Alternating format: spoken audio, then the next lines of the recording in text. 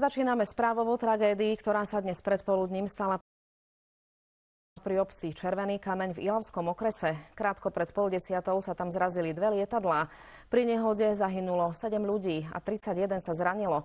Ide o dve lietadlá typu L-410, v ktorých boli parašutisti.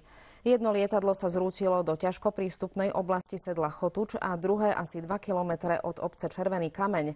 V lietadlách sa nachádzalo 38 ľudí. Po nezvestných osobách stále prebieha pátranie.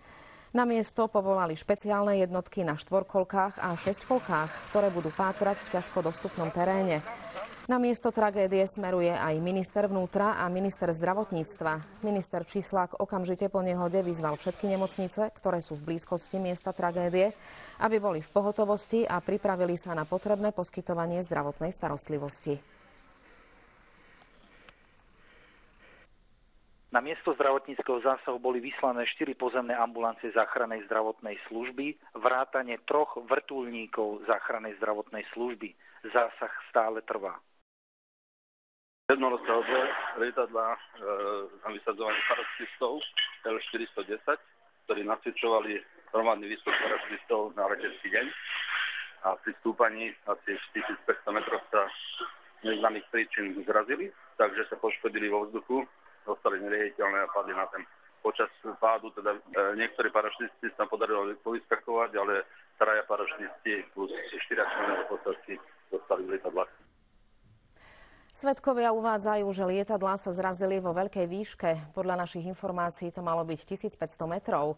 Hneď potom vraj začali niektorí parašutisti zo strojov vyskakovať. 6 sa to údajne aj podarilo. Príčiny nešťastia ani ďalšie detaily o zrážke zatiaľ nie sú známe. Zrazu veľká rana a to začalo húčať tak. Tak som vyskočil z diváca, čo sa robí, a som videl kolom dokola. Ja som ešte myslel, že to kusy lietajú, ale to asi boli tí parašutisti. To som začul, lebo ten kolega ich videl, ako prichádzajú odtiaľto. Ja som takto stál, ako ma vidíte, takto som sa díval hore. A teraz sa dívam, reku, preboha, prečo ten ho podlietával toho druhého? A nás sme počuli ako taký, ako keby do seba buchli. A potom čo sa dialo? Potom sa dialo to, že začal som si uvedomovať, že asi sa zrazili. No tak som si v duchu, no utekajme odtiaľto preč, lebo čo keď to padne sem. Ale potom to jedno, videl som, ako začali skákať parašutisti, a to jedno padlo tu, na túto stranu, do Chotuče, a druhé padlo až tam dozadu, to som nevidel cez toto. Som teda mal skutočne strach, lebo keď to padne sem a lietadlo bez chvostu, sa mi zdá, že padá priamo dolu.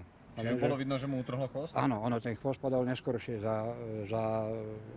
za ním. Lebo videli sme, ako to lietadlo padlo, ťažko vám poviem, tuto na obzore, na horizonte hore, tam sme videli, ako padlo. Ešte sme snáď počuli, ako treslo o nejaké stromy alebo niečo takého. Koľko tých padákov bolo? Čo sa robilo? Ježiši, to vám z hlavy nepoviem, ale ešte som si myslel, že vyhadzujú balíky nejaké alebo niečo takého. Než sa to rozobrelo, tak potom, možno 15, na 18 som ich videl. Neviem vám presne povedať.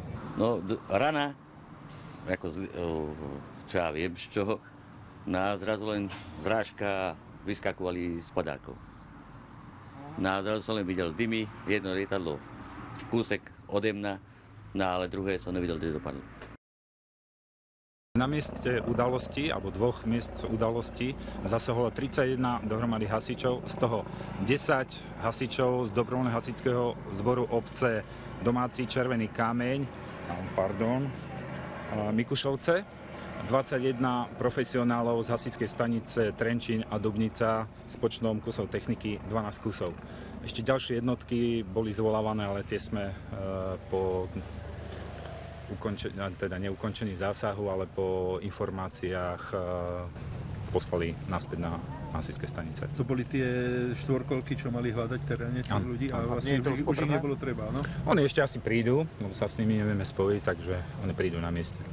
Ešte pre istotu, ak by sa správy ešte naďalej overovali alebo vyvíjali sa.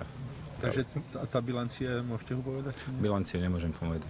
Ale už nehľadáte nikoho? Nehľadáme nikoho zatiaľ. Tak sú všetci nájdení.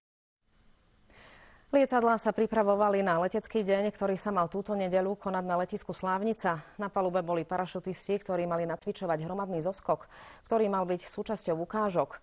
Vo vzduchu sa zrazili lietadlá typu L-410 Turbolet. Sú to malé dopravné lietadlá s kapacitou 20 cestujúcich. Obidva stroje boli registrované na letecký klub Dubnica nad Váhom. Čo presne sa vo vzduchu stalo, zatiaľ nie je známe. Organizátori potvrdili, že pre dnešnú tragédiu bude letecký deň v Slávnici zrušený. Medzi obeťami sú totiž údajne aj členovia miestneho aeroklubu, ktorí podujatie organizovali. Zopakujme, že nešťastie si vyžiadalo životy 7 ľudí, pilotov oboch lietadiel a 3 parašutistov.